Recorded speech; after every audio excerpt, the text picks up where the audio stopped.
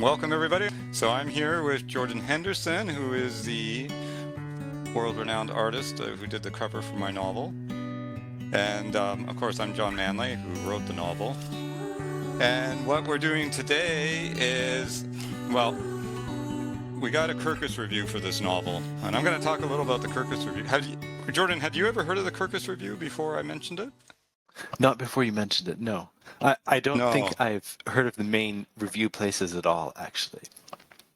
What about Publishers Weekly? The name rings a bell. I guess Oh, usually okay. when I'm looking for a book, I'll...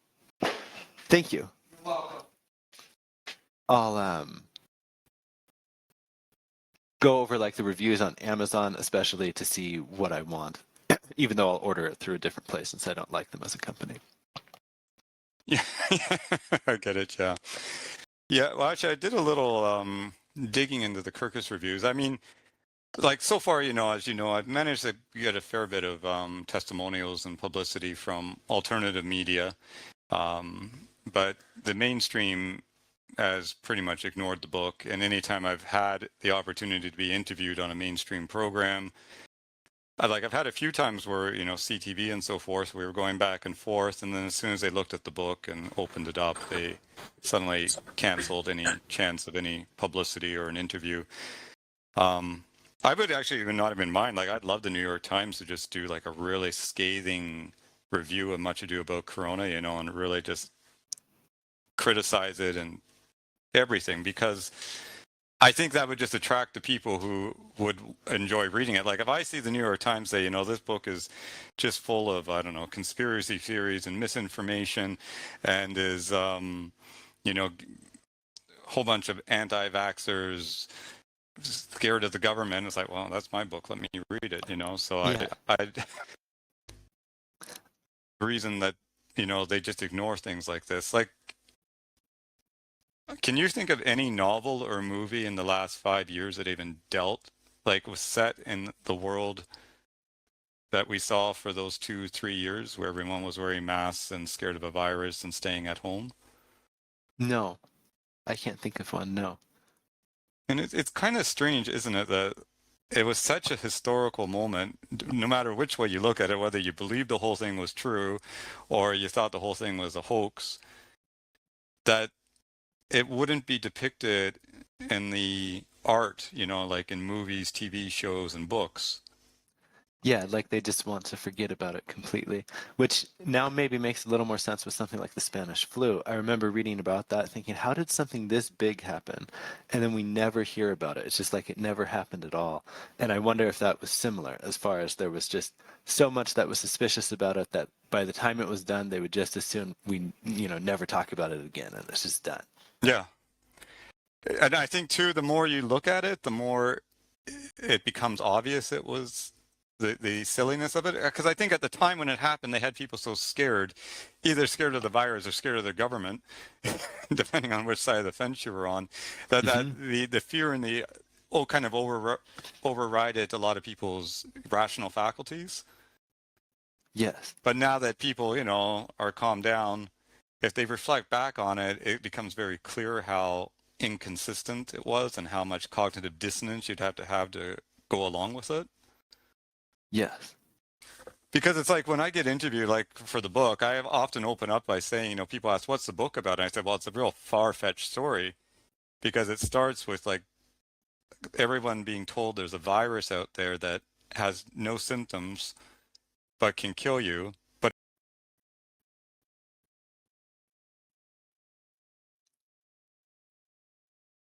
I just lost your audio, John.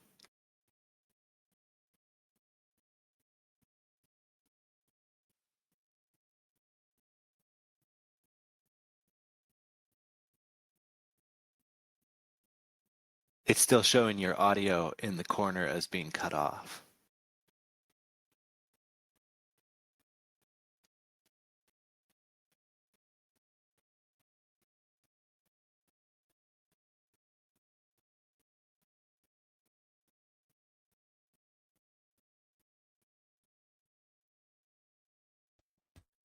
can you hear me now? Yes, now I can hear you. Okay, so I disappeared for a second there, didn't I? Just your audio. Yeah, sorry about that. I don't know what happened. All right. Yeah, so what I was saying was, when I introduce the book, I often point out that it was, um, set in this time where everyone voluntarily hid in their homes despite not ever seeing anyone die except for really old people and people who are already sick. So the setting of the story is very far-fetched, and it would be like totally unbelievable if it hadn't actually happened. Like if I wrote this book in 2018, people would just say it was ridiculous, I think. Yeah. Yeah, Yeah. like surely they could have come up with a better story and, some actual symptoms that aren't just all the symptoms of the sicknesses people get every year anyways. Yeah.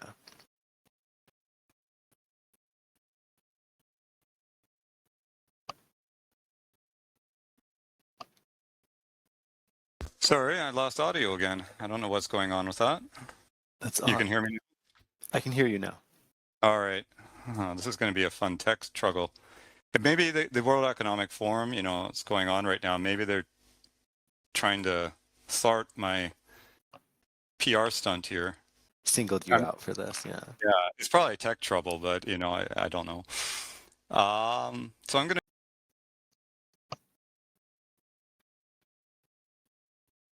Lost you again, audio-wise.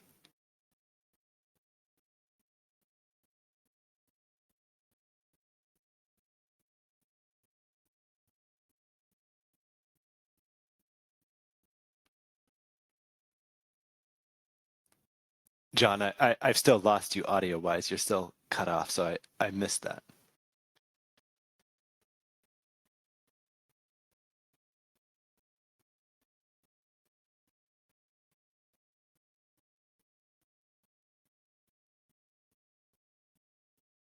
Okay, my audio's back again. It is back again for the next What 60 is seconds going on? Let me anyways. have a look at this connection here because this is not normal. I mean, this is starting to get spooky. We've had so much tech trouble today already Yeah. that. All right, I'm gonna go back to share screen. Though I feel like this level of tech trouble is every video call I've ever been on, but Okay. maybe it goes smoothly on a rare occasion. Screen? Yes, I can. Yeah, that's Virginia Kirkus. So she actually has a pretty neat story. It was during the Great Depression. She was working for what at the time was called Harper and Brothers, which today is known as Harper and Collins, which is one of the 5 big publishing companies in New York. But because of the Great Depression, it really hurt book sales, and especially children's books, which she was the head of the boys and girls book department. And during the Great Depression, parents apparently stopped buying books for children because they already had old ones and they figured why get new ones. So she was fired or laid off. The whole department was laid off. Now, can you just let me know if you can still hear me? Yes, I can. Yeah, okay. Yeah, just because I can't tell. So, so it's 19, the Great Depression's going on. She's a woman, which, was harder to become an entrepreneur at the time, but she decided that she was going to start her own book review company, and particularly for the booksellers, mainly bookstores. And then she didn't plan this, but ended up becoming very popular with libraries. So she started basically a magazine that would review books so that the book, with the idea of figuring out which books had a good chance of selling, and she would sell a subscription to that magazine to bookstores and libraries. So that's what she decided to do in the middle of the Great Depression. Apparently she had to read like 999 books in the first year. It sounds a bit much. It does. Surely she was skimming a lot of those. Yeah, she's a speed reader. And if I remember correctly, after 3 months, she was totally broke and on the verge of bankruptcy. And then that's when she caught on the libraries had more interest in the booksellers at that time. And then by the end of the year, I think she had 1,000 libraries subscribing to her. And from there, it was kind of history. But she had this very, she really wanted to make sure that the book reviews were authentic and honest, in the sense that like they wanted to make sure that this was going to be the right book review for someone who likes that type of book, you know, because like Jordan, are you like a big Stephen King fan? I've never read one of his books, actually. Yeah, yeah, I'm kind of the. Well, I've read the Shawshank Redemption, which I think is one of the best things ever written, but I'm just not very attracted to horror stories. Um, so she kind of went in with that mindset, like you got to write a review in the sense that if someone's really into horror, you write a book about, you write the review in that sense that, I'm not sure if I'm expressing myself right, but that the audience is horror people who already enjoy horror. So she was trying to match the reviews up so that you could basically just figure out, is this book got a good chance of selling?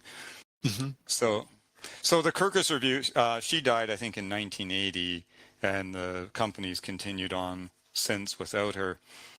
Now, you had a look at some of the reviews on there, you said, right? Yeah, I did. And what was your impression of them? My impression was that they were the reviews were well done. They were well written, but that they were very politically correct. So like there was a book on homeschooling. I think it was called Homeschooled, and it was kind of like an autobiography of being homeschooled. And based on the other reviews, I thought, well, surely it's going to be negative, right? It'll present homeschooling in a negative light. And, you know, it did when I looked over it. So just kind of like that sort of thing as far as expecting it to more or less toe the line. Kind of the, a friend of mine calls it the New York Times worldview. Well, it's actually interesting. The New York Times Book Review company actually bought Kirkus Reviews, I think, about 20 years ago. So it's Oh, technically okay. owned by the New York Times. Well, I guess that's Um, a lot more literal than I thought then. yeah, yeah. So that's that was part of my concern because I heard a lot of indie authors because basically, like with this Kirkus Review, I paid for them to do the review.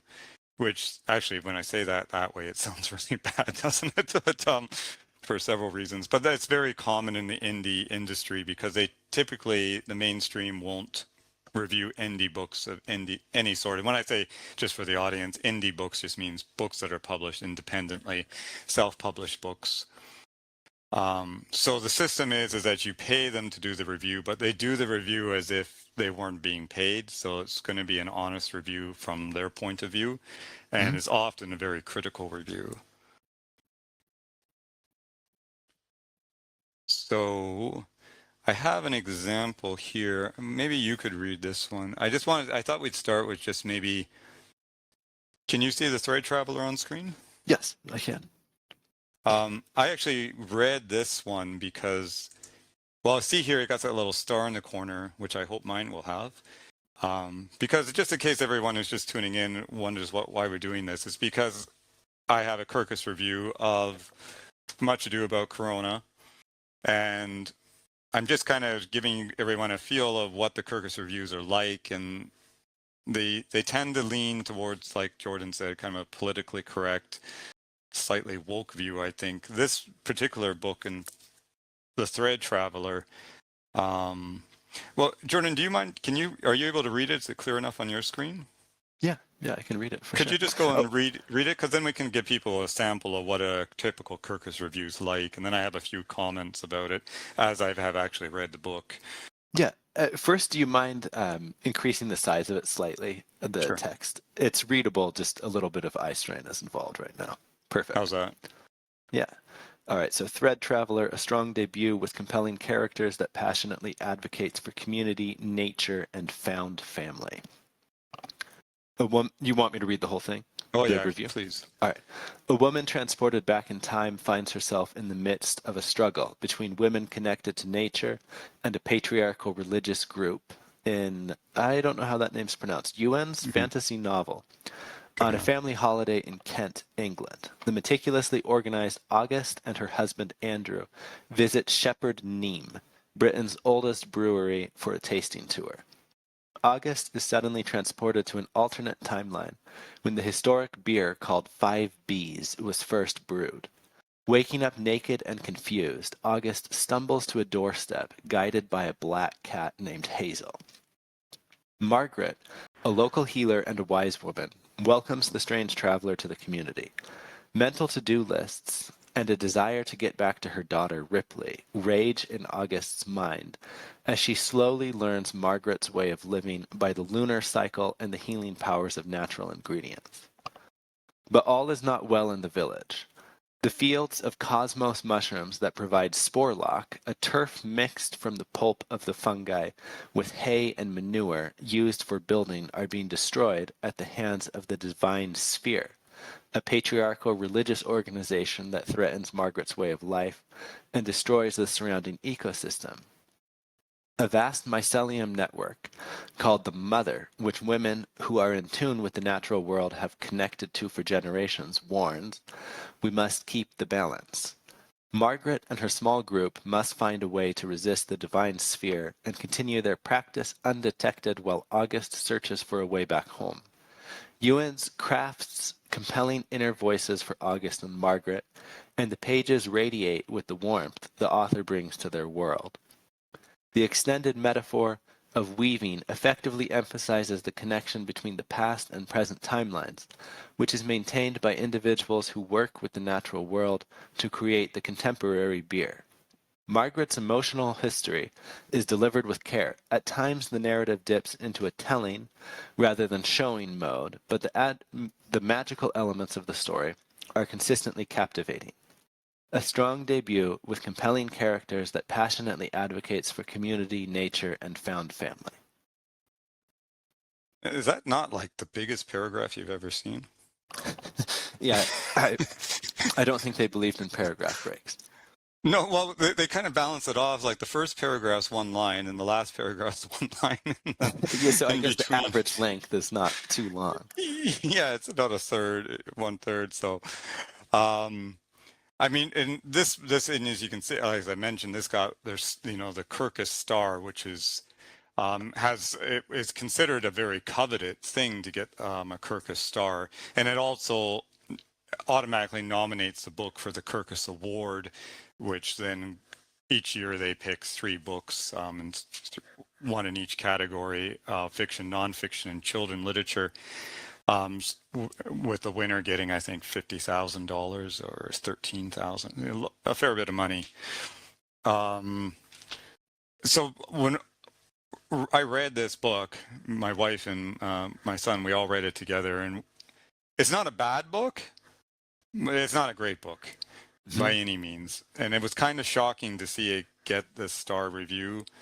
And I think you could tell from the nature of the book, it has a very feminist edge to it. Yeah. I mean, patriarchy being mentioned multiple times seems like that checks the right boxes for them. Yeah, I mean, it's about it was set in kind of an alternative reality, kind of a Doctor Who feel to it, but where this patriarchal religion is lording over everybody. And this character, Margaret in particular, is intersex. She has both male and female genitals, so it's kind of edging into kind of a transgender thing. Oh yeah, that checks a lot more boxes then. Yeah. And it's about a woman entrepreneur, and I don't got any issues with these. I mean, I'm a big Ayn Rand fan. I love for example, Atlas Shrugged. But my suspicion with the book, because the book had a lot of issues, it did a lot of telling.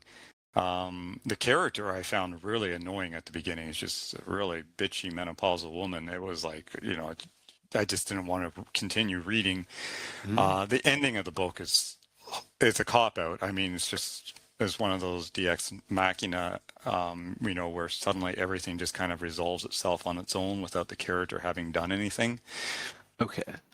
So I was very shocked that this got a 1 star. Well, it got the Kirkus star. A 1 star with Kirkus is a big deal. So I don't know if that means, like, as far as I'm concerned, my novel is, and I'm just saying this impartially, is like 5 times as good as this one. This one could have been a good novel. I mean, I think part of the problem was she just didn't work on it hard enough. It was just so obvious. Like at the end, it was like she got tired writing and just, okay, I'm just going to wrap this up, and I don't want to ruin the ending for anyone who goes. But there's not much to ruin because it's not much of an ending. And it's one of those books that it stretches too far. It's like 3 years later. So, anyways, there was just a lot of problems with this that I think, it was a good, I don't want to she had a lot of good stuff in the novel, and her writing style was very nice. I just don't think she worked on it long enough or developed the story much.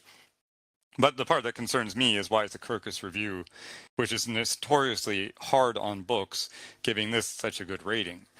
Mm-hmm. So that's my something I'm wondering about, because they don't hand out stars very often. I mean, here's one of Dean Koontz's latest novels, The Friend of the Family. They gave that a star, and they actually did this one actually is even more just a summary. Like, there is actually only one comment in the whole book about the whole reviews. Readers' eyes may spring a few leaks, so keep your tissues handy. But otherwise, the entire review is just a summary of the story. Mm-hmm.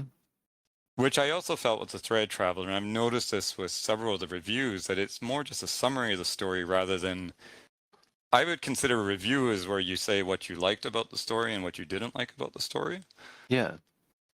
Yeah, doing just a general summary does seem like a little bit of a cop-out, like one of the easiest ways to go without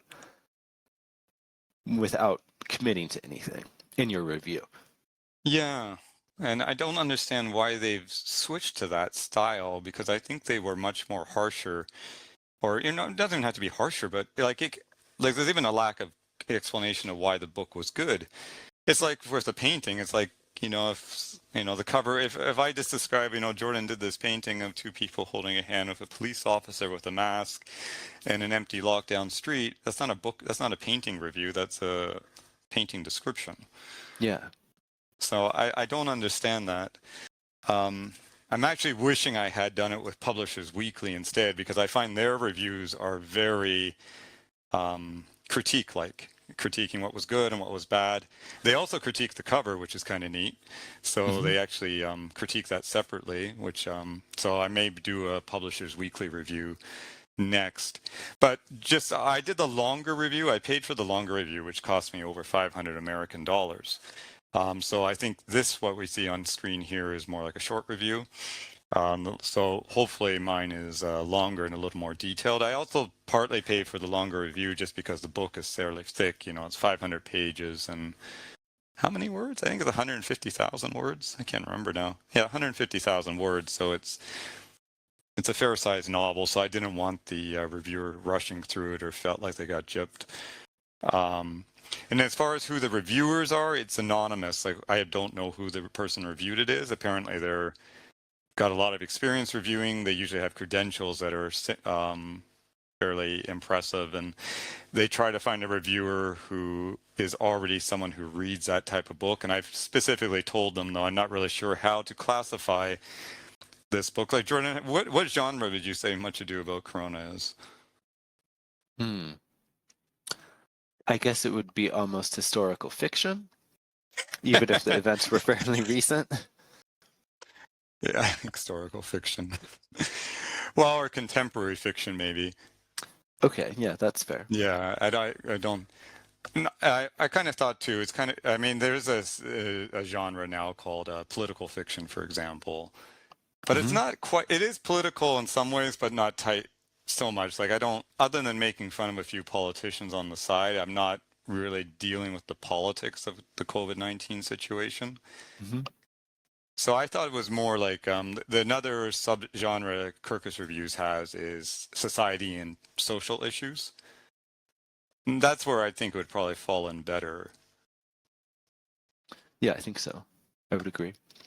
Though it has a lot of the elements of a thriller novel, a romance novel, a contemporary fiction novel. So I've lost the train of thought of why I brought that up, but yeah. So anyway, oh yeah, that was it. The reviewer, I kind of specified that I would like to see a reviewer who appreciated stories that dealt with counter narratives, conspiracy theories, political tension. So hopefully they found someone who's at least a little sympathetic to the theme of the story. All right, let me see if I had anything else I want to blather on before I get to revealing the... Well, just a note, so like I said, I paid about 500 plus for this, which is a risk. it is noteworthy. Like if it gets a star review, it goes in the magazine, it goes on the website. The website gets 1 million visitors a month. They have a large email list, so it creates a lot of publicity for the book. If it wins the award, which is like really hopeful, like I'm just gonna be happy if it's not a horrible review. Um, but that would create more publicity. The other neat thing is, like, if you go into AI now and ask it about books, one of the things that AI brings up is whether it's been reviewed by one of the major book publishing, one of the major book review magazines like Kirkus or Publisher Weekly. So there is a lot of cred given to having a review. And with the review, which I'm about to reveal, it's an advanced copy. So because I paid for it, I have the choice of not having it made public if I don't like it. I'm not sure I would do that, but like I don't mind a negative review here because I just want I'd like to have a review that's very clear on why they didn't like it, because I think that will just attract people of the opposite nature. Offhand, where do you think the review is going to lean? Do you think it's going to, I mean, we got about three options here. It's going to be like, if they loved it, they hate it, or they just try to, like, you know, not give it any attention either way and just kind of, that kind of, it's not important, let's just move on. Okay. Do you have any, you want to put down, I spent $500 on this. You want to bet 500? No. No. But okay, so it's a gamble, right? Making the review. It sounds like an interesting gamble, a worthwhile gamble. I think this will be interesting as a temperature reading to see where these people are at. I think because even within the mainstream, it's become kind of popular to be at least semi-critical of COVID-19. So I think if they're somewhat open-minded about that, there's a good chance that it would be a positive review. If they're not open-minded about that, and that offends them, your skeptical take on COVID, then I think it would be a negative review, but they would try to, what's it called? It's like when you create a parallel line of evidence, right? Like police, if they find some evidence, but they find it through an illegal method, something they didn't get a warrant for or something, they'll try to reconstruct the evidence through another means. So if they don't like it for that reason, for your take on COVID-19, then I would think it would be a negative review, but they would look for some other reason to say that they didn't like it other than your take on it, on COVID. That's my prediction. But that's actually my worst nightmare with it, because I've already had this happen with my other novel, All the Humans Are Sleeping, where it was obvious the reviewer, it was just a review on Goodreads, not a big review, that he just had a big issue with the message behind the story. But he attacked the story itself without getting any specifics. He just said that it was like very shallow writing and those kind of comments, like, it just rambled. I've had this happen with Much Ado About Corona too, where they can't, like, when I ask for, can you give me a specific example of where something was shallow or this or that, they don't. But if they try to attack it from a literary point of view, when you can really tell it's really triggered them on a kind of a social, personal belief, political point of view, it's interesting. Because I think you can agree, like, this wasn't a hack job novel. Even if I didn't like the content, I would still say, the author did a good job. Yeah. Like Stephen King, like, politically, he's a communist. I mean, there's just no, there's no, he's open about that. I mean, he pushed the COVID shots and he was selling Stephen King masks and all that stuff. But, I will still say, like, the Shawshank Redemption that he wrote, I think, is one of the best pieces of literature ever produced. I think it's an incredible story. I haven't read much Stephen King otherwise, but though what I have read, his ability to write is fantastic. It's a very natural, flowing way. So, but I don't agree with the guy's views on how to run a society. I think, if he was ever in power, we'd be in a very dire state. I mean, so well, it's similar with movies and art, right? Like, Soviet propaganda art, a lot of it is definite propaganda for a viewpoint I don't agree with, but it's really well done propaganda. Like Hmm. I can look at it and be like, wow, they were very skillful. And Hollywood movies are similar. That Yeah. there are a lot of them that I look at and realize it is, I can see the propaganda in it, but go, wow, this is masterfully done. How subtle they introduce the propaganda. And then I've seen some reviewers who I actually agree with their opinion, but they won't admit that the movie was really well done and that the propaganda was masterful. They have to just say it was stupid and dumb and so forth, and they can't be honest about how well crafted the propaganda actually was. So I think it's a rare person who can look at something, disagree with it, and then still concede that it was really well done. You must be referring to the Barbie movie. No, I haven't seen that. No, that was just bad. All message, propaganda, execution, everything. Okay, I no, was I'm thinking joking. of most recently actually was Knives Out, a series that I think Netflix took over, a murder mystery series, Oh, and okay. there's a ton of propaganda in it. As far like the whole thing, I think is actually mostly just created as a vehicle for propaganda, but it's a really well done movie, and they introduce the propaganda in such a way that when I talk to people afterwards, if they're not like really politically keyed in, they don't see it. They like Yeah, completely missed where the propaganda came in at all. yeah. No, I get you. I get you. Um, yeah, and I think that was kind of what I was trying to do with this was, I've studied novel writing for 20 years, and I was trying to use all the best methods of storytelling and entertainment so that I could deliver a message without it, but at the same time where the message was something that people would enjoy receiving. Mm-hmm. Because that's one thing I learned from Robert J. Sawyer is like the most successful Canadian science fiction writer, and he's very far on the social control type mindset. But he said, first thing with a novel, it has to be entertaining. Second is your message, and that might sound shallow to some people, but I don't think it is because, No. and it's the same with art. It's like if like visual art, I'm sure is the same. It's like you can have a painting that if it's not enjoyable or well sometimes it doesn't have to be well there's different ways of enjoying but engaging maybe is a better word Yeah. Well, I because there's think the parts in this execution yeah the go ahead execution of the idea has to be well done because ideas are cheap. yeah It's so easy to come up with ideas, really easy, but it's hmm not easy to follow through and actually craft whatever it is, the painting, the novel, the movie around the idea and do it well. That's really hard, but coming up with the idea is fairly easy usually. yeah I get about an email every 2 or 3 months someone will write me and says I got a really good idea for a novel like maybe you could write it and I'll share my idea with you and we kind of go 50-50 and I'm like Yeah.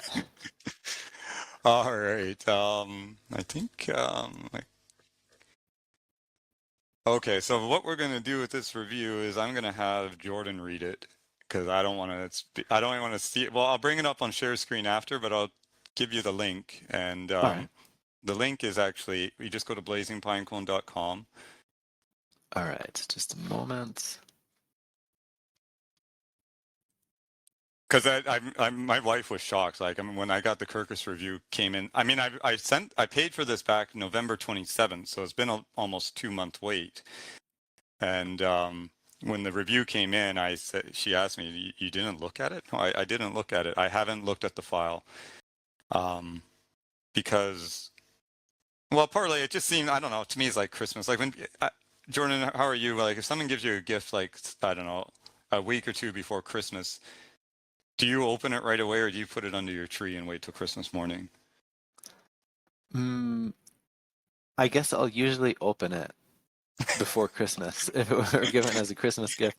But it's always awkward if they hand me the gift because I don't know if they want me to open it while they're there or wait till they're not there. Yeah, and then if you ask them, they say, "Well, what would you like to do?" But Right? I am that way about packages. A lot of times I'll get a package in and be like, oh, I already know what it is, and just try to open it before the warranty if something were broken is out, but not immediately. Okay. Well, I mean, I'm dying with curiosity about it. It's not that I'm not curious. It was partly it just seemed I don't know. It just seemed like you get something in your inbox, you click, click, click, and I don't know. It just didn't feel right to me. It's like put too much into this and then I thought, hey, it's an PR stunt. Kind of fun to do this with you. And a Yeah. few people have tuned in despite all the technical difficulties. So we appreciate you being here and listening to two artists blather about the industry.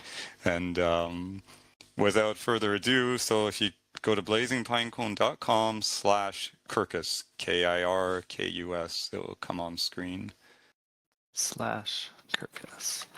Actually, are you able to share your screen? Let's see. Because I can just phase you out here on my side so everyone can see it if they want to. Otherwise, I can bring it up later in the recording. I'm sure I can share my screen. There should be a button at the bottom. Under more? Okay, no, you probably can't. It's probably just given to me. Okay, well, I'll bring it up after because I want to go through it line by line. But why don't you just go ahead and read it out loud for people, and I'll put it on screen later. This way I can't cheat. Because I forgot my blindfold. I had a pirate blindfold I was supposed to bring up here, but with all the tech trouble, it kind of got forgotten. I guess I could use this guy. Let's see. Okay, Jordan, I'm ready. Very well. I will begin. All right. Here's the review. In Manley's novel, a young man falls... Do they have a title or anything? No, it begins title information, and then it gives all the information about your book, and then it just says book review. Okay, just wanted to know how they'd done it. It's because it's interesting. It's a PDF file, isn't it? It is, yeah. Yeah, okay. All right, Manley, that's me. In Manley's novel, about this. Sounds good. A young man falls... That is a great last name. In Manley's novel... Well, just to be clear with the Manley thing, a lot of people think it's like being manly, but it actually is Old English for lay means the woods, and man meant family, so it meant family of the woods. It's like people of the woods. Well, that's an pretty old cool, British actually. name. Yeah, it's okay. And it was actually pronounced Manley, so we just changed it over the years. That sounds even better. Yeah. All right. Back to, I won't procrastinate anymore. Let's do it. All right. In Manley's novel, a young man falls into the world of COVID-19 conspiracy theories. The story opens with 24-year-old Vincent McKnight being taken in by police and medics, who confirm him to be the wanted entity known as the Moose. How did Vincent end up here? The answer, of course, involved a woman. He tells readers her and the so-called pandemic. From there, the narrative rewinds to July 2020 in the fictional town of Moosehead, Ontario. Vincent visits the local bakery to pick up bread for his grandfather, Paul, who's been isolated in a locked-down nursing home. There he meets a beguiling baker. I think I mispronounced that word. I don't think I've ever actually heard anyone else say it. With German heritage named Stephanie. Stephanie insisting COVID-19 is no worse than the flu. Openly spouts conspiracy theories, claiming scientists at the WHO are being bribed and blackmailed. She demands that customers refuse to give in to the face mask nonsense. Vincent is immediately drawn in, admitting, "I felt like calling her a COVIDiot, but she was way too pretty." After witnessing the toll the lockdowns have taken on his grandfather, Vincent begins to buy into Stephanie's belief that authorities are using COVID-19 as a means of control. Strengthening these suspicions are his grandfather's memories of himself and his Ojibwe children being abused in Canadian government camps in the 1940s, and Vincent's own encounter with Constable Justin T. Mackenzie, who tells Stephanie and Vincent that their beliefs are bordering on murder. Vincent starts working at Stephanie's bakery, where he's increasingly exposed to her and her German fiancé's more outlandish claims. He begins delivering bread without a mandated surgical mask, instead donning a goofy moose costume that provokes a divided reaction from the townspeople. As the community fractures into anti-maskers, the fearful and the vaccine-ready, Constable Mackenzie increases his scrutiny, turning ideological debates into a cat-and-mouse game that Stephanie frames as a fight for freedom itself. Without freedom, she tells Vincent, there's really nothing left to sacrifice. Manley's Moosehead is filled with quirky delights, from Stephanie herself to Vincent's Dungeons and Dragons playing companions and their creative approach to social distancing. The author pays careful attention to the ways in which racial politics can shape small, supposedly close-knit communities. Everybody's white in this one-horse town, Vincent's friend Raj laments, reflecting on being an outsider. Heartbreakingly, Vincent himself felt too Indian to ask girls out at school. At first, the novel seems to strive for a multifaceted portrait of the pandemic and its social effects. However, the dialogue, especially between Stephanie and Vincent, feels less like organic conversation than a recitation from social media forums from the time, an impression reinforced by resources Manley includes, such as websites exposing the truth about COVID-19. Vincent's journey into Stephanie's ideology, however, is intriguing. The problem lies not in the ideas themselves, but in their repetitive presentation. Readers must wade through numerous dense and often banal conversations about DNA fragments, WHO manipulations, and mRNA vaccine effects before reaching more exciting character-driven scenes and plot advancements. The plot never outpaces the novel's polemics, concluding with an anticlimactic gesture toward a sequel. It all ultimately feels much less compelling than what Stephanie's big talk about freedom seems to promise. Despite some intriguing ideas, this novel about competing ideologies is weighed down by its own arguments. And that is the end of the review. I think I can live with that. It's interesting. Now I'm going to bring it up on screen. Yeah. What's your impression of it, having just read it? Here, let me look over it again briefly.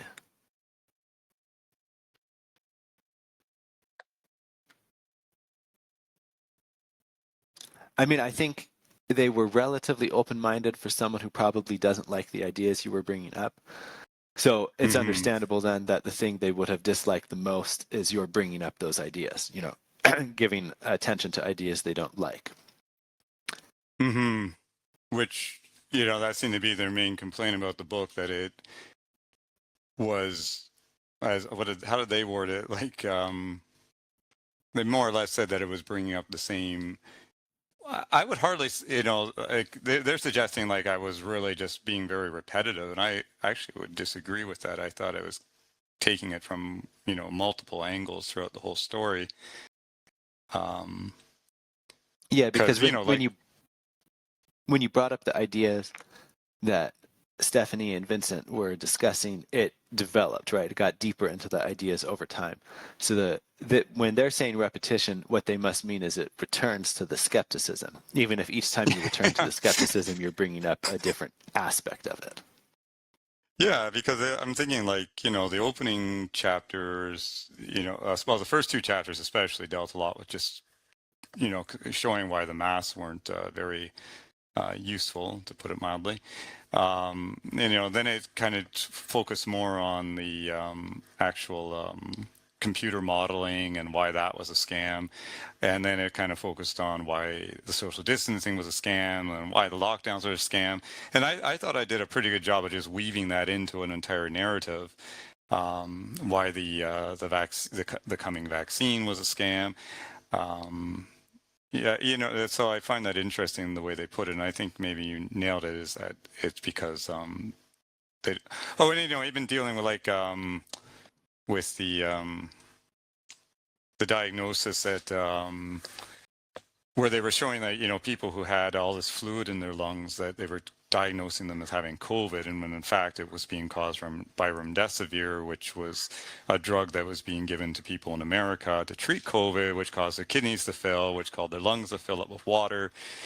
So yeah, I can't really say I agree with that point she's making. I do to a tad, because one of the only regrets I had with the novel, because I just went and did the audiobook version, so I'm pretty familiar with it, because I did the narration myself, and I did think it landed a little too much on the didactic side.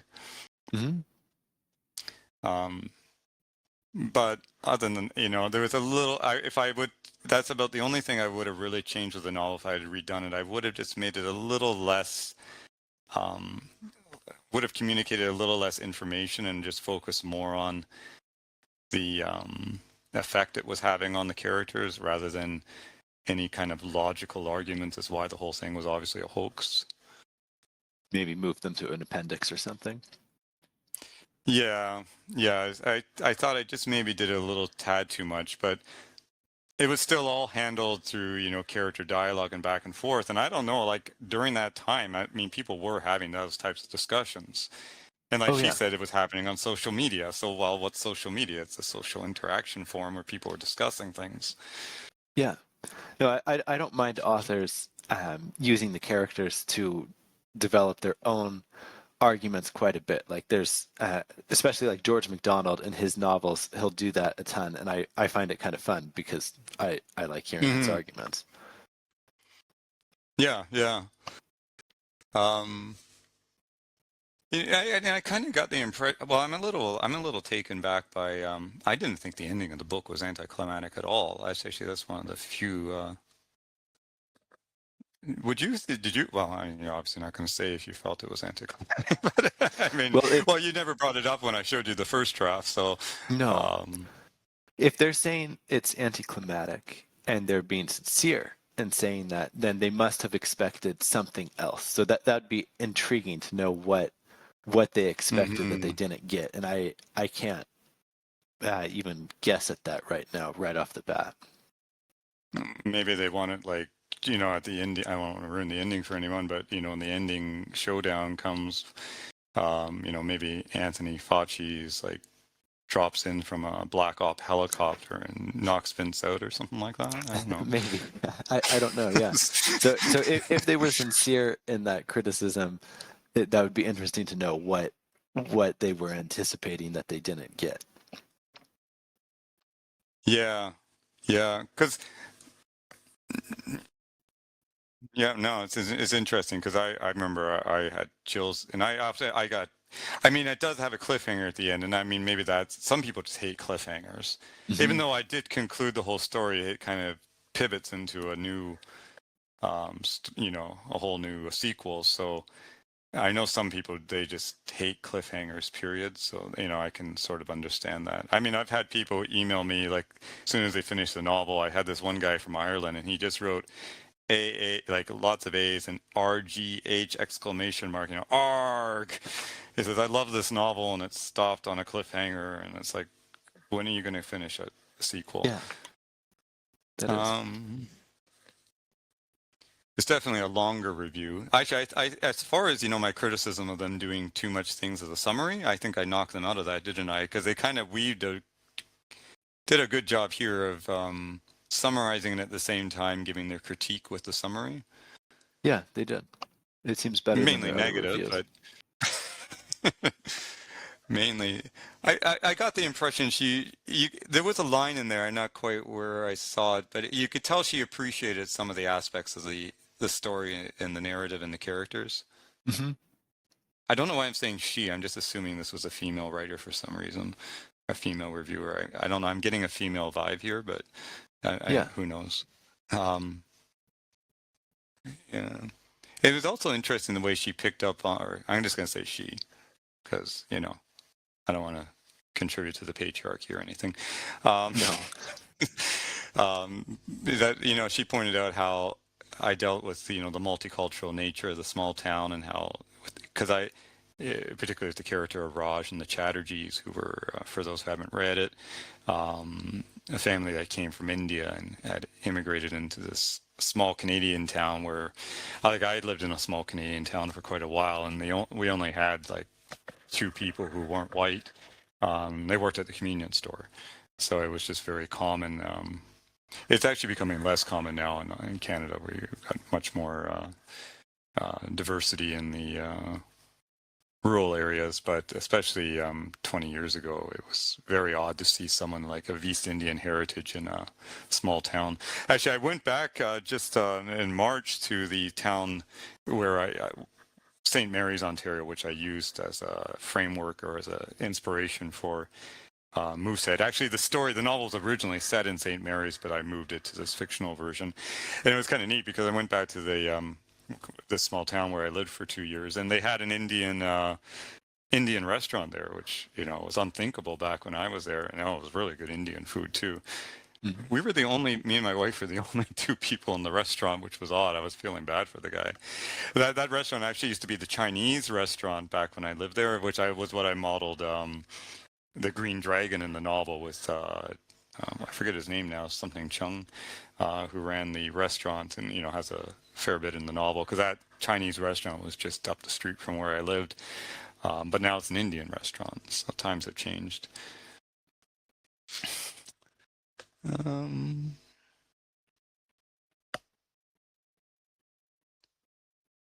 Yeah, no, what's your take? Do you think I should publish this?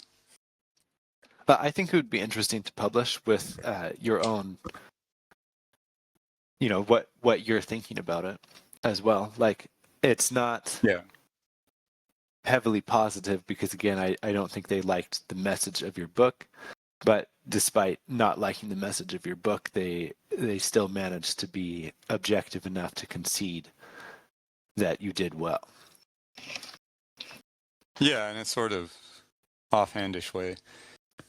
Well, like if I give them permission, what they're going to do is publish this on Kirkus Review, so it'll be on their Yeah. website and possibly go in their magazine, though I have a feeling they won't put it there. Um, they have to put it on the website, though. So if you were like, you never heard of much ado about Corona and you came across a review like that, would that make you want to read the book or not read it? Oh yeah, for sure. Because of what I've seen of their standpoint from Kirkus Reviews, if they dislike a book because they don't agree with its message, that would immediately intrigue me about the book. Yeah, that's It would be yeah. like the New York Times, right? Like if the New York Times reviewed a book and it were clear that they didn't like the book because they disagreed with its message, I would probably be immediately interested in it. Yeah, because I mean, I'm gonna have to reread the review again, but it sounded like that was the only real criticism they had about the book, was that they didn't like the information it was delivering. I mean, if we kind of read between the lines, that's basically, because they didn't criticize the story, other than they thought it had too many arguments in it. But other than that, they didn't criticize the story. They actually seemed to kind of compliment it in a few instances, or at least hint at that. Yeah, So, they did. because And I I'm mean, kind of thinking. Go ahead. that's what COVID was, right? Like the whole thing from beginning to end, its defining feature was arguments and controversy and disagreement. Yeah, and I mean, I kind of liked. I mean that was very much like. Have you read Atlas Shrugged? I have. Yeah, so I think Atlas Shrugged, yeah, compared to my book, was actually probably a little too heavy on the didactic Yeah. Well, okay, philosophizing. so I read Atlas Shrugged. I don't actually agree with Ayn Rand's ideology much at all. And I read Not it at all. not because I Hmm. agreed with her ideology, but because I disagreed with it and thought she would be an important person for understanding libertarian ideology. So even though I didn't agree with the ideology, because I wanted to understand it, I was happy Hmm. to have all her arguments and all the Yeah, monologues yeah. that the characters would engage in and everything. Like all of that was fine with me because I mean that's why I was reading the book. I wanted to be immersed in her world and how she saw the world. Hmm. So I thought it was well done. Atlas Shrugged. I thought that was a well written book. It kept me engaged. And it Oh was yeah. probably like the most entertaining way for me to educate myself on kind of one of the thought leaders of the libertarian movement. Well, the only time I thought that it really fell was when they had like, I don't know, it was like 50 pages of the John Galt speech on the radio. Oh, okay. Okay. Because he It's took been over years the since I read the book, so Yeah, because you have the entire story plot going along, and it's a real page turner. Like, but then he hijacks the radio station. Well, the radio station's right across the United States, and he does this 1 hour talk on the radio. So it suddenly goes from being a story to him giving a 1 hour lecture, and then it goes back to being a novel. okay. And she put that right in the middle. Which was, if you're going to do that, that's probably the best thing to do, because everyone's by that time is way too invested in the book. So, and the Yeah, book's like 750,000 words. So if you're already like 400 words into it, you can have a commercial break and you can. Yeah. yeah.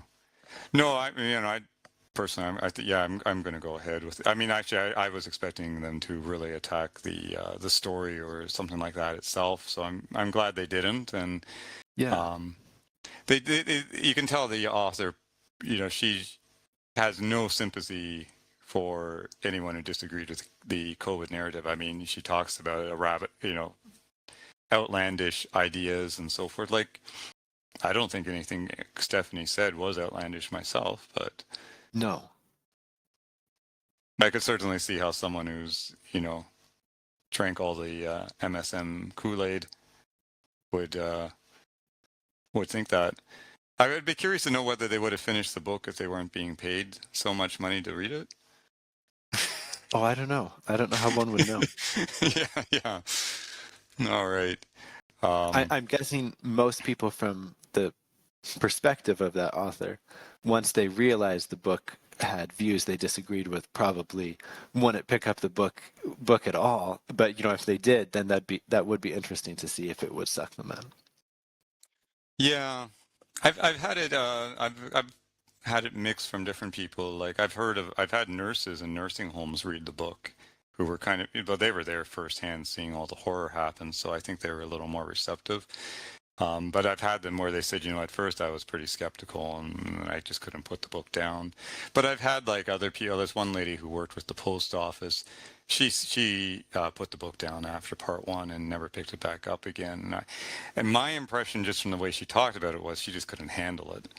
You know, it Just too was heavy, the topic. yeah, it was too short-circuiting her because, especially people who took the vax, on top of everything else, they don't want to, and I can completely understand they don't want to admit that they made a big mistake, Yeah, especially with the and don't want repercussions to that could revisit it. come.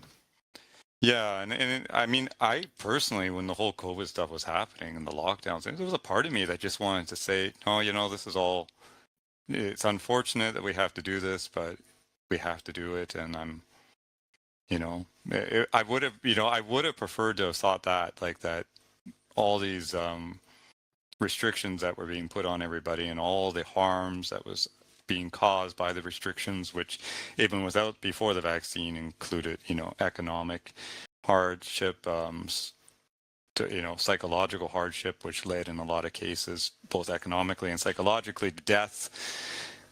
Yes. Whether it was suicide or other forms of neglect, and especially in the nursing homes. I saw that firsthand, and I depict that quite heavily in the novel. Actually, I didn't depict it as heavily as I could have. I could have made it. What was happening in the Ontario nursing homes was like 3 or 4 times worse than I depicted in the novel, and I particularly didn't depict it that bad just because it would be too unpleasant to read. Yes. Um, but I think they want to. It's easier to admit that or it's easier to believe, I think, that nature was just trying to kill us and we had to do all these harsh things to protect ourselves from nature, than that, you know, government and people in power were trying to kill us. And Yeah. that's scarier. So It I can seems really. understand. What always gets me is it's just so unavoidable, based upon really basic things that anyone can look up, like that there are countries that didn't go along with it, right? So even like Nicaragua didn't go along with it till they got tons of pressure. So you've got like 6 months of them doing nothing, and you go, well, if this were real, 6 months, and these measures did something. 6 months of doing nothing would be more than enough time for, the most infectious thing ever to spread through the whole community. Yeah, So you, yeah, you would think it would be, for anyone who's being somewhat objective, like almost unavoidable, you'd have to come to terms with the whole thing having been, like one of the greatest propaganda campaigns ever, fooling most of the world. yeah. Absolutely, absolutely. And I'm gonna have to read the review again, but it sounds like, I mean, she did say, like she found what is it? She said Manley's moosehead is filled with quirky delights. I kind of like that because the novel does have a bit of a quirky feeling to it at times, which kind of balances the times when it feels quite horrifying. I think there's some pretty harsh stuff in there, and I was really happy was I was able to find a balance there because I was like, no one wants to read about this time, at least at that time, and you got to make it fun, engaging, but also fun. Yeah, but no, there was something else she had said. Readers wade through banal conversations about DNA fragments. She says there was often dense conversation about DNA fragments. I've gone through so many drafts of that book. There is probably like 4 lines about DNA fragments. Okay. I mean, partly because my personal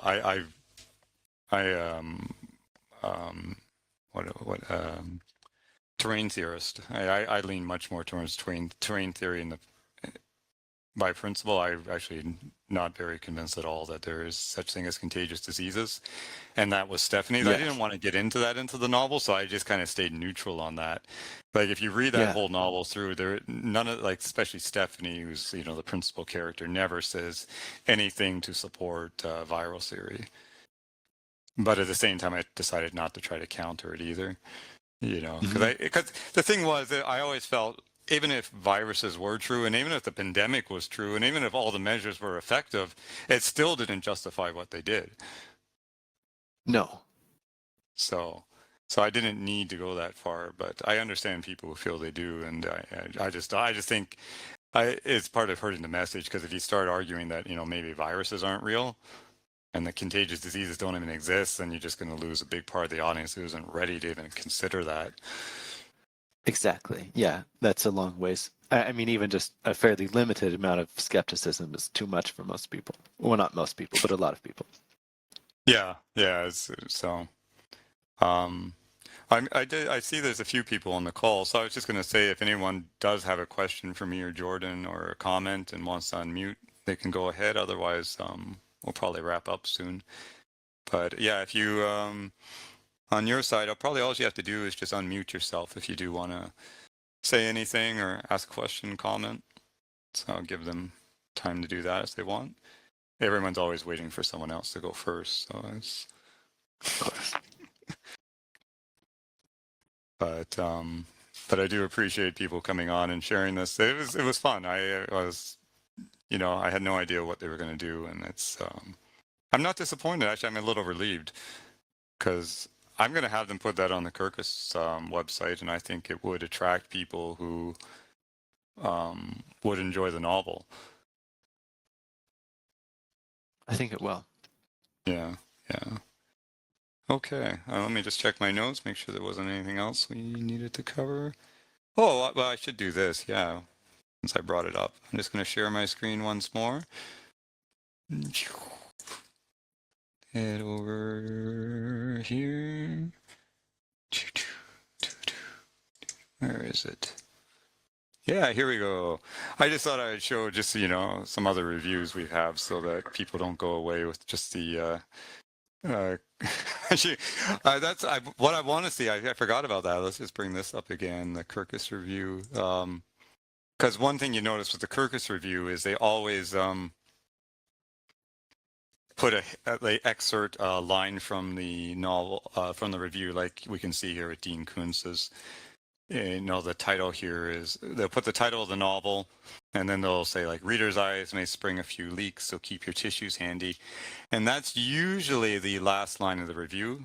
So you see here, reader's eyes. So I assume the title for this review, as they publish it, is going to be whatever the last line was, which would be, despite some intriguing ideas, a novel about competing ideologies is weighed down by its own arguments. So that's going to be the headline for the book review. Not a very nice headline, I guess, eh? No. No. Oh, well, can't do much about that.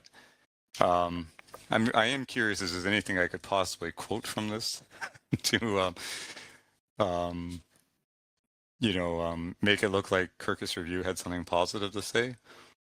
Because you can I'm allowed to take I can excerpt anything I want from this, and use it for marketing and put it on the novel. But I'm not sure if there's anything I could use in a positive sense.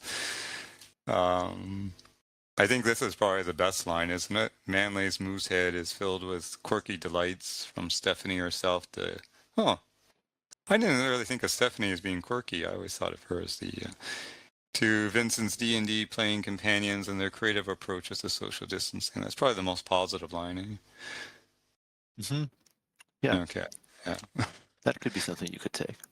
Yeah, I don't think I will. I don't think I'm going to be quoting the Kirkus Review on the back of the novel.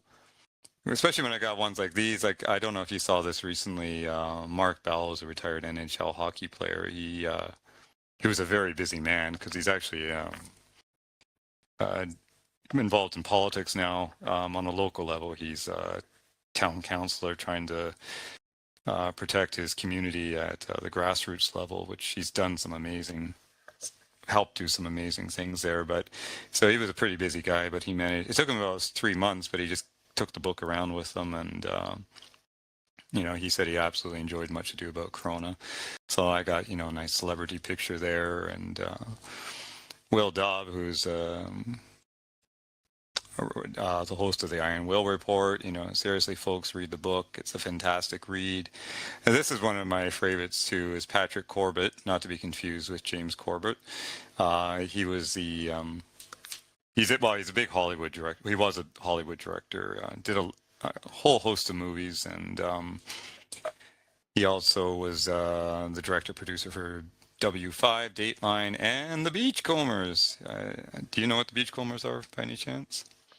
I don't. No. Yeah, it's a very Canadian thing. It was like the most popular Canadian TV show for such a long time. It's set in British Columbia, dealing with people who live on the coast and the rural areas, dealt a lot with the indigenous interaction with the white people. Very, very popular show at the time, and it was a very high quality family show. I'd say I wouldn't quite say it's well. You know Northern Exposure? I know the name, but no, I generally don't watch shows at all, actually, No, because you're my looking at philosophy. paintings. Well, yeah, but like I like cinema, but with shows, I'm like, okay, they have to produce every week or so many a month or whatever. So I know they're going to give me filler at some point. It's not a matter of if, it's when. So after I think it was the TV show Lost, I watched that with some family members, and after that, it's like I'm just done with it. I'm not dealing with shows again. That's funny. Lost was the last TV series I ever watched too. Partly because I was so disappointed with the ending of it. I was like, I invested 7 years watching all these seasons, and the ending was. I bailed ship early. It was like in season 2, they gave a couple episodes which were filler. And I was like, I know that's filler. I'm done with this show. And then I just had family inform me every now and then of how the show was leading them around. But I felt very good about having abandoned that ship very early on. Yeah, not to brag or anything. Yeah, well, they did some really good plot stuff with that. It had so much potential. I think part of the problem was J.J. Abrams, who was running it, ended up getting called out to do other things, and it was left to other writers, and I think that hurt it also. But Northern Exposure actually was an exception to that rule, because it was actually, I think originally when it started, they were only doing like 6 episodes a year. So they didn't have the fillers because it was a summer program. So they were asked to just put it on during the summer, and because it was set in Alaska, the idea was, well, that's the only time people are outside in Alaska, and it's the summertime. And it became extremely popular. And if there is any Northern Exposure fans watching, there is a part in the book where I have 2 characters from Northern Exposure. And if you're very familiar with the show, you'll recognize it. If you're not, you won't. But I get people once in a while write me and they go, you had this and this character from Northern Exposure in your novel. Partly because Northern Exposure is set in a small town in Alaska, and it's kind of a similar feel as Moosehead also. So, but yeah, Corbett, he, this is someone who's worked in screenplays, but well, lots of movies, like I said too. He also did Young and the Restless, which are you familiar with that TV show? I'm not. No. No, it's a soap opera. It's not just one episode a week; it's one episode a day. So Oh my. Wow. yeah, I don't think it would. I don't think it would. You'd find it the level of quality that you were looking for. But you're too busy looking at pictures. Like you've heard of Netflix, right? Yeah. And remember Netflix before it became streaming, they had actually delivered DVDs in the mail. Yes. Well, did you know there was also Netpix? No, I had no idea. Yeah, I saw it on the Onion News Network. What they did was you could go on the website and you could select different photographs or paintings you liked, and then they would mail you an 8x10 printout of the painting or photograph that you chose. And you could look at it for as long as you want, and then when you were done, you put it back in the envelope and you mail it back. Well, the Onion is actually fairly funny now and then, at least, and that sounds like one of their better ones. Yeah, that was. Can you imagine people renting pictures to look at them? So that was Netflix. That would be pretty silly. Yeah. So, anyways, we got Dr. Sean O'Leary. We got a lot of people with PhDs. You know, for some reason, people with PhDs like my novel. Psychologist who got Ken McCarthy, the founder of Brass Check TV, telling everyone that if you don't like the book, send it to him and he'll give you a refund. That's how good it was. Dr. Kevin Barrett, PhD, got RCMP officer. Spooky ghostwriter, an ICU and ER nurse, another co-writer, Catholic priest, one of the few that was willing to speak out, an OPP, Ontario police officer. Who's this guy? Yeah, exactly. Jordan Henderson, who did the cover art, but that's not a biased review by any means. No conflict of interest whatsoever. No conflict of interest. And actually, Sean Arthur Joyce. Actually, if people go to the main page, I link. He's actually a book reviewer in Canada, very well-respected book reviewer who's done book reviews in mainstream publications. He did a full, very detailed book review of Much Ado About Corona, very much from a literary perspective, and very favorable. I mean, he was. So I'd rather if I point it, to anyone, if they want a very literary book review of Much Ado About Corona, and that will counter what Kirkus Reviews said, check out Sean Arthur Joyce's book review, which I think I have right here under reviews. And then, yeah, there he is right there. COVID-19. So COVID-19's first great dystopian love story. So that's on Substack. So I'll put a link below the video to that one so that people can get another opinion other than what Kirkus said. All right, it's getting late. Or, well, at least it is here. It's almost 10 o'clock in the Netherlands. I'm in the Netherlands, and Jordan, where are you? In Washington State, so it's heading towards 1 o'clock in the afternoon here, but not very You gave late. up your lunch. No, you can still have lunch, right? I usually don't eat lunch, but Oh, okay. You're an artist. I mean, it depends. Yeah. But even if I do, it's not at noon. Okay, you're a real artist. Yeah. All right. No. And on the subject of real artists and real art, everyone should also go. Well, first, I'm going to plug my book. So I don't know how many people here already read it, or of course, this recording is going to be on the internet until either it gets censored, or the internet dissolves, or I stop paying hosting fees, or something like that. But if you the Kirkus Review moved you to buy my book, you can go to muchadoaboutcorona.com, or if you just want to give it a try, you can go to muchadoaboutcorona.com, and there's a free preview, and I'm going to be releasing a longer preview. Actually, I'm going to do what I did with All the Humans Are Sleeping, is give about 1/3 of the book away.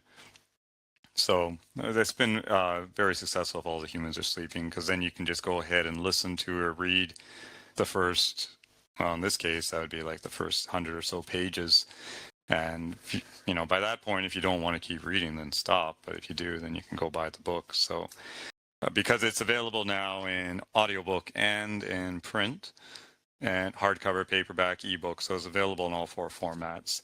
So if you don't got a lot of time to read, well, you can play it while you're listening in the car or while you're eating lunch, except unless you're Jordan, because he doesn't eat lunch. And so anyway, so if you head over to muchadoaboutcorona.com, and if you want to get more videos like this and my newsletter, you can go to blazingpinecone.com and sign up there. And like I said, Jordan did the cover to this, and actually we got a whole, if anyone's interested, email me, because we got like blog post telling the story about how this cover came about. It was quite an ordeal. We had another cover we did before this, and which was way too scary. That's the one that Stephen King really needed for his novel. But and then Jordan also did the illustrations in the book. But Jordan has, well, he got a lot of really cool and thought-provoking and, well, I'm particularly thinking of the painting you did of the vaccine clinics. Well, it wasn't all the vaccine clinics, but where you symbolize, where you actually have like the nurses decapitating people. Oh, the triumph and victory of science. Yeah, those two I thought, Yeah. I mean, those are probably your most daring ones. But I think they symbolize, because that's the thing. It's like, you know, like a Quebec University right now, I can't remember, it's either 1 million or 2 million people they're estimating have been killed by the COVID vaccine. But it, you know, when it's just a needle and that, it doesn't look violent. You know, if everyone went into, if like 1 out of 100 people went into a vaccine clinic, got decapitated, people would feel very differently about all this. They would. So that's one of the reasons I thought that painting was very good. Oh, and actually, I should tell it too. It's like there's 2 characters in this novel that come from your first COVID-19 painting, Sanity and Sun. And if people haven't seen that, they should go right now to Jordan Henderson Fine Art. Is it Fine Arts or Fine Art? Mm-hmm. Fine Fine Art. art. Fineart.com and see that painting, Sanity and Sun, because it was, well, that's how I found Jordan, but that one went viral right around the world, like very quickly. I mean, I still have people. Yeah, it did. So that painting in particular, I think that was one of the ones that, I still think that was your best painting, unfortunately, even though it was your first one, but just because it captured the horror and the hope and the beauty and the isolation and the individuality. It did everything in one glimpse that was really good. I mean, you did fantastic stuff after that, but there was something about that painting that I just loved. And then, it's, like I said, inspired 2 characters in the novel whose last names are Henderson. That remained the most popular one. It did, yeah. I can understand why. It's so yeah, and then of course when you're not doing like political dissident paintings, you're also doing landscape and what would you call it, farm animal scene? Yeah. Nature. Animals, genre scenes. Yeah. Yeah.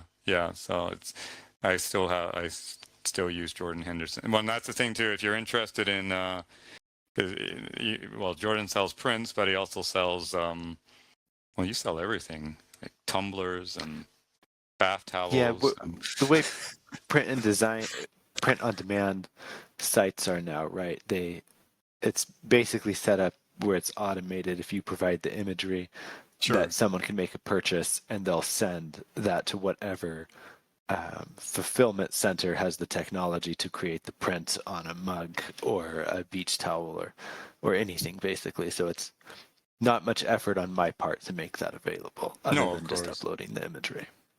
No, because I've got quite a lot of your greeting cards I've used over the years, and and plus the the puzzles. I always find people like those because they take your paintings and put them into a puzzle. So that was fun. Yeah. Gave that to some. I did the I forget the title now. The one that looks like a B movie with the scientists against the wall and the COVID vaccine in his hand. Oh yeah, science fiction. Science fiction, yeah, that one I thought really worked well as a puzzle for kids. So I've given Yeah. that to a few kids, and that's been fun. So no, I'd encourage people to go over to Jordan's site and check out everything he's doing over there. Because and then you have a newsletter too, which you publish about every 2 weeks to every 2 years, right? Somewhere between there. Yeah, the newsletter on my website I update maybe once a year. My Substack, I don't think I've published anything in like 5 months, but I will be soon. So probably like at least twice a year that I publish there. Yeah, yeah. So he's too busy painting. All right. Well, thank you everybody for coming, and hope that was. Everyone stayed online, so that's always a good sign. I mean, they haven't dropped off, so that's nice. I hope everyone enjoyed it, and again, if you haven't got Much Ado About Corona, you can head over to muchadoaboutcorona.com, and if you don't have a Jordan, I have 2 Jordan Henderson paintings on my wall. Well, I don't right now because they're in storage in Toronto because I'm still settling immigration issues in the Netherlands here, but I did have them on my wall, and they'll be back on my wall someday soon. So jordanhenderson.com, and I guess everyone who's on this side of the time zone barrier, I wish you a good night, and the rest of you, I wish you a good afternoon, and thank you very much. And if you, and always, if you enjoyed it, please, I'm gonna send out the recording in the next few days, so if you can share it with people, that'd be fantastic. And I'll put the Kirkus review online, and you guys can all send it to all your normie friends and see what they think of it. All right, good night.